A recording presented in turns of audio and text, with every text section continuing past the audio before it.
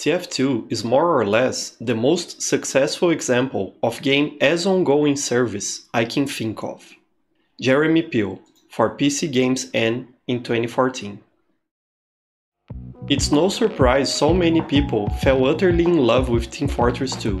At first glance, the contemporary player could think this game, albeit very charming and expertly designed, is just an outdated hero shooter, a genre that saw its popularity soar around 2016 and currently is falling out of trend in the games industry.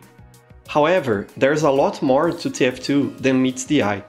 This legend of a game is the result of an innovative development philosophy, one which has forever changed game development by including its players' voices into the decisions that make a multiplayer game what it is, a community experience. 15 years ago, back when TF2 was originally released, games were still mostly sold as complete experiences, shipped in a box to physical retailers. Extra content packs were often released as standalone products on store shelves, and update patches had to be kept to a minimum because of the connection bandwidth limitations imposed by the technology of the time. However, that reality was already changing. Back in 2003, Valve Corporation had released their brand new digital games store, Steam, which was set to revolutionize the way game developers ship content to their players. We all know how that turned out, but something that might surprise you is the fact that initially there was some resistance from both consumers and developers when it came to using Steam. After all, it's always a daunting task to change the fundamental way in which a market operates, and Valve knew they would need a success case to show the world and prove the viability of this new concept. Team Fortress 2 became that success case, spearheading a revolution of which we are still seeing the effects to this very day. A game that's completely free to play and profits from cosmetic microtransactions, having an ongoing development cycle with frequent content updates and patches. It is outright impressive how that description fits both Team Fortress 2 during its glory days and so many currently popular multiplayer games, like Valorant and Fortnite. Robin Walker, one of the talented people responsible for Team Fortress 2, once explained Valve's design philosophy for making this game such a hit. We've been making multiplayer game titles for about a decade now, and we've noticed a couple of key components to a successful multiplayer title. One, that it innovates in gameplay both on release but also over time post-release, and that those innovations are significant and of interest to consumers. Secondly, that they provide continuous content updates post-release, so the game is a living thing. It never gets boring, it keeps growing.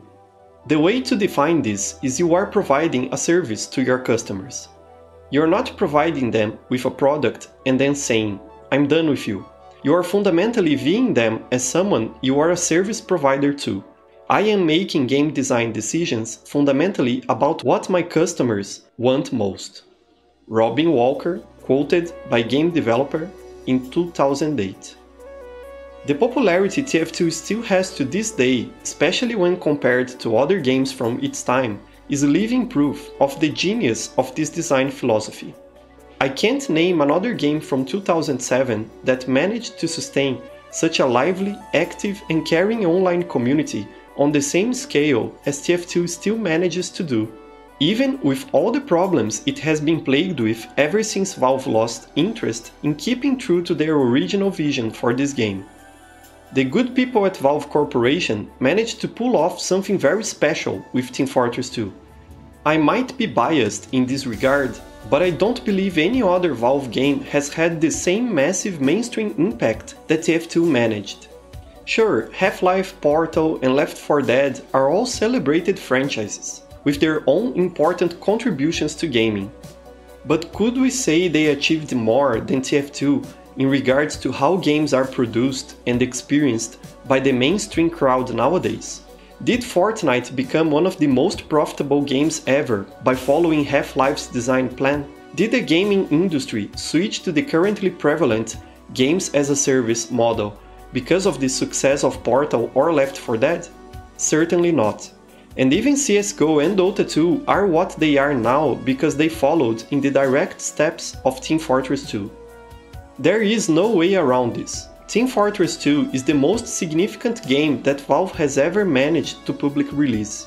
It is their magnum opus and their legacy to both game designers and players alike.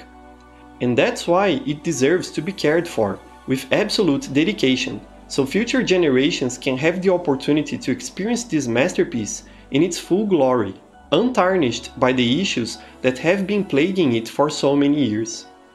Thus, that's why I plead this to whoever is listening: save TF2. I'd also like to invite you to join this effort. If you are someone who cares about TF2, please, next Thursday, May 26, share on social media your feelings of appreciation and love for this game, for this blessing that Valve managed to create so many years ago, using the hashtag SaveTF2. Let's spread the word about how meaningful and important this game is to us. Let's do this together. Thank you so much for bearing with me, and I'll see you next time. Bye.